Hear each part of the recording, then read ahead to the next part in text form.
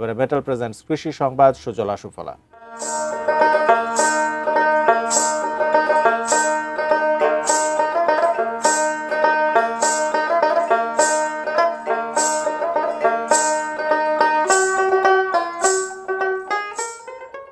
জয়পুরহাটে ফেলে দেওয়া ডিমের খোসা থেকে তৈরি হচ্ছে পাউডার। এটি সাড়া ফেলেছে কৃষি, মৎস্য ও প্রাণী সম্পদ খাতে। মাছ, মুরগি ও গরুর খাবারে ক্যালসিয়াম হিসেবে যেমন ব্যবহার হচ্ছে, তেমনি জমিতে জৈব সার হিসেবেও ব্যবহার করছেন কৃষকরা। জয়পুরহাট সদর উপজেলার বেলতরি গ্রামের বেলাল মোল্লা 2024 সালে স্থাপন করেন ডিমের খোসা থেকে পাউডার তৈরির কারখানা। সেই কারখানা থেকে ডিমের খোসার পাউডার তৈরি করে দেশের বিভিন্ন অঞ্চলে বিক্রি করছেন তিনি। প্রতিদিন বিভিন্ন এলাকা থেকে ডিমের পাউডার কিনতে যান কৃষক ও মৎস্য চাষিরা।